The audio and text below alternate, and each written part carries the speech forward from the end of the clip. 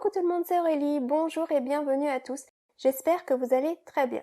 Alors aujourd'hui on se retrouve pour une carte un peu spéciale, une carte pour dire merci à tout le personnel soignant. L'idée m'est venue lorsque j'ai découvert que sur le site de cette marque, My Favorite Things, donc c'est le nom là écrit en haut à gauche, ils avaient mis des tampons numériques gratuits. C'est-à-dire qu'ils ont mis à disposition gratuitement certains de leurs tampons que l'on peut télécharger et imprimer à volonté chez nous. Alors bien sûr, on n'a pas le tampon en silicone à la maison, mais on a donc un fichier que l'on peut imprimer à volonté. Alors je vous montre, il y a 4 planches de tampons différents, enfin 4 fichiers différents, avec 4 petits personnages et des sentiments. Et puis sur le site Sassy & Crafty, il y a également une planche de tampons disponible gratuitement aussi. Alors bien sûr, tous ces tampons, tous ces sentiments sont en anglais, mais les petits dessins peuvent être utilisés par toutes les nationalités. Je vais vous mettre tous les liens dans la description de la vidéo.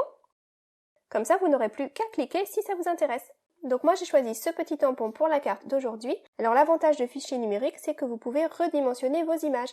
Voilà par exemple celle-ci, je l'ai imprimée 3 fois en 3 tailles différentes. Et je l'ai imprimée directement sur du papier un petit peu épais. Comme ça, je vais faire ma colorisation directement sur ce papier. Je vais choisir la taille intermédiaire pour ma carte d'aujourd'hui. Donc mon petit personnage fait environ 8 cm de hauteur. Alors ces tampons ont été gratuitement mis en ligne, bien sûr à l'occasion du virus, pour permettre à ceux qui le souhaitent de remercier le personnel soignant en leur faisant une petite carte personnalisée.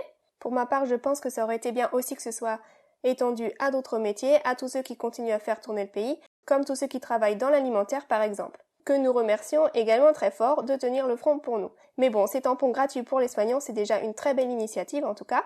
Dès que je l'ai su, je me suis dépêchée de vous faire une petite vidéo pour que vous puissiez vous aussi en profiter. Alors comme je n'ai pas d'imprimante laser, j'ai imprimé ça avec une jet d'encre et j'étais pas trop sûre de pouvoir vraiment utiliser des feutres à alcool avec une jet d'encre, donc j'ai décidé de faire la mise en couleur avec des crayons de couleur. Donc pour ça, j'utilise mon Gamsol et je vais vous montrer ça vraiment très très vite. Je dépose chacune de mes couleurs assez grossièrement, les unes à côté des autres. Donc j'ai choisi de faire l'ombre à gauche, donc je mets ma couleur la plus foncée sur la gauche et mes couleurs les plus claires vers la droite. Et puis je prends mon produit. J'imbibe un de mes petits tortillons de ce produit et je vais aller estomper mes couleurs, tout simplement. Et ça va me créer un bon fondu entre les couleurs, un joli dégradé. Si vous n'avez pas de Gamsol à la maison, il existe d'autres essences minérales désodorisées, je vais vous mettre quelques liens si ça vous intéresse. C'est vraiment une technique de coloriage très très facile et très relaxante. Moi, j'aime beaucoup. Donc je vous montre ça vraiment très très vite, j'ai pas envie de perdre trop de temps sur la mise en couleur. Je voulais quand même vous montrer vite fait comment j'ai colorié les cheveux. Donc pour chaque mèche de cheveux, je dépose ma couleur la plus foncée à l'extrémité, ma plus claire au milieu, et je prends une couleur intermédiaire avec laquelle je vais faire des traits pour aller faire une transition entre les couleurs. Il n'y a pas besoin que ce soit ultra fondu, ultra dégradé puisque ce sont des cheveux, donc si on voit des traits, c'est pas du tout un problème. Et j'ai trouvé que ça marchait assez bien, c'est une méthode vraiment très facile et le rendu est assez sympa. Donc je m'étais dit que j'allais vous montrer ça quand même. Donc voici ma petite demoiselle toute terminée, toute en couleur. Je vais aller maintenant détourer mon image, donc pour ça j'ai pris simplement des ciseaux et j'ai laissé une toute petite marge blanche tout autour en découpant. Pour mon fond, j'ai décidé d'explorer un petit peu les Distress Oxide. Jusque-là, je faisais tous mes dégradés avec les Distress Ink. Et donc les Distress Oxide, c'est différent. Elles sont beaucoup plus couvrantes. Les Distress Inks basiques ne sont pas très couvrantes, elles sont assez transparentes et vous pouvez superposer les couleurs les unes avec les autres, alors que là avec les oxydes, pas du tout, elles sont bien couvrantes. L'avantage des oxydes, c'est que les dégradés, les fondus entre chaque couleur se font vraiment très très facilement. Alors j'ai quand même utilisé du papier Bristol surface lisse, mais si vous avez le bon papier et des couleurs assez proches, alors aucun problème, ça se travaille comme du beurre, les couleurs se fondent les unes dans les autres vraiment sans difficulté. Et donc vous allez voir que lorsque j'applique ma couleur foncée, alors au début ça fait pas très joli, on a l'impression que ça fait des taches, mais ça va s'atténuer, ne vous inquiétez pas. J'applique ma couleur foncée et elle va donc bien sûr recouvrir ma couleur la plus claire, mais quand je reviens travailler la transition avec la couleur plus claire, et bien vous voyez qu'elle va aller atténuer cette couleur foncée, qu'elle va aller la recouvrir. C'est vraiment très facile à travailler, je découvre ça et j'avoue que j'apprécie beaucoup. À l'occasion de cette carte, je voulais vous dire que j'espère que vous et vos familles vous allez tous bien. Cette situation nous affecte tous et je pense que beaucoup d'entre vous connaissent quelqu'un qui a été emporté par ce virus. Moi, il m'a pris ma grand-mère, dont j'étais très proche. Je n'ai pas réussi à en parler jusqu'à présent, mais voilà, maintenant je vous le dis, elle me manque, c'est très dur. C'était quelqu'un de très généreux et j'ai vraiment eu la chance de l'avoir toutes ces années. Et en fait, je souhaite à tous d'avoir une image de sa grand-mère comme celle que j'ai de la mienne. Et dans ce contexte, c'est pas évident non plus de faire son deuil. Mais bon, je vais arrêter là, sinon je vais encore me remettre à pleurer. Mais je tenais à vous dire que voilà, cette situation nous amène vraiment à réfléchir à la vie, à la mort, à notre vie sur Terre, à nos buts. Nous ne sommes pas éternels et la mort fait partie de la vie. Alors voilà, que nous puissions faire les bons choix, que nous puissions être prêts et aussi prenons soin de ceux qui nous entourent. Prenons soin des nôtres pendant qu'il est temps. C'est ce que j'avais sur le cœur de vous partager aujourd'hui. J'espère que vous ne m'en voudrez pas. Alors reprenons. J'ai redécoupé mon panneau dégradé à la dimension de ma carte. Vous voyez, c'est exactement la même taille que ma base de carte. Et je vais me servir de cette chute pour aller y tamponner ma salutation. Comme ça, ce sera vraiment assorti à ma carte. J'ai choisi sur cette planche de tampon « Merci d'être là » et « Du fond du cœur ». J'ai donc tamponné un des sentiments sur la chute et un autre sur un petit bout de papier noir. Ensuite, hors écran, j'ai aussi préparé ce petit cadre. J'ai essayé de faire un petit effet un peu Polaroid. Donc j'ai découpé un rectangle de 7 cm et demi par 10 cm et demi et au milieu, j'ai été, avec mon cutter, lui découper une fenêtre. J'ai laissé des marges d'environ 8 mm de large. Et je vais aller la déposer en diagonale sur ce panneau et y insérer mon petit personnage. Donc je mets bien tout ça en place et puis je vais aller coller mon personnage, donc je vais aller coller les pieds par-dessous et puis la tête sur le côté du cadre. Comme ça, elle sera bien en place. Je fixe tout ça bien en place, je veux que ce soit assez solide. Et puis ensuite, alors ce deuxième petit sentiment que j'ai tamponné, voilà à quoi il va me servir. Je vais aller le cacher sous sa tête.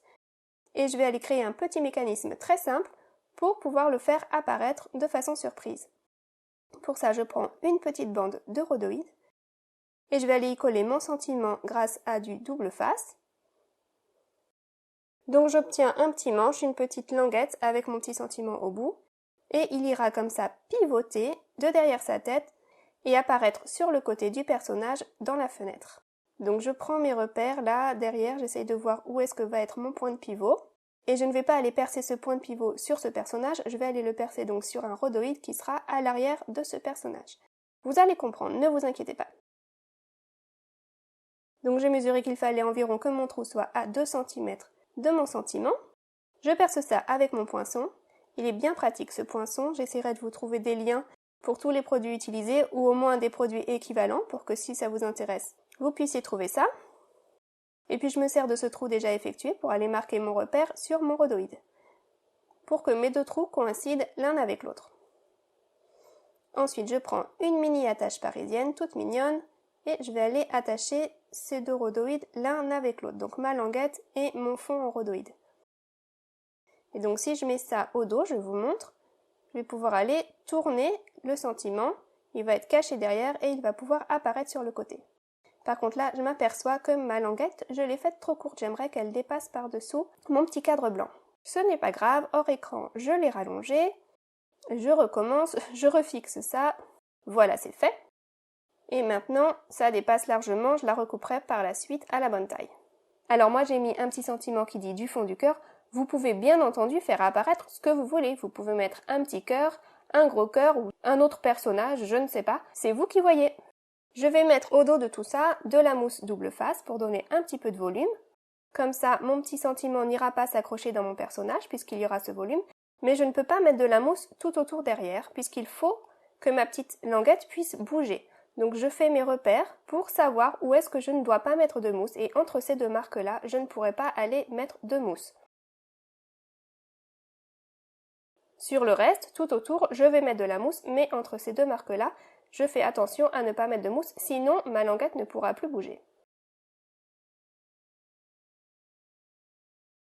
Donc j'en mets de partout et puis j'enlève les protections. Et puis je vais aller prendre mon fond rhodoïde et coller ça par-dessus. Donc en m'assurant que mon petit sentiment noir soit bien caché derrière la tête du personnage. Et voilà donc ce que ça donne. Vous voyez que grâce à l'épaisseur, le sentiment peut pivoter sans problème, sans aller se coincer dans le personnage. Alors maintenant, je voulais un petit peu de vie, de brillant dans cette carte.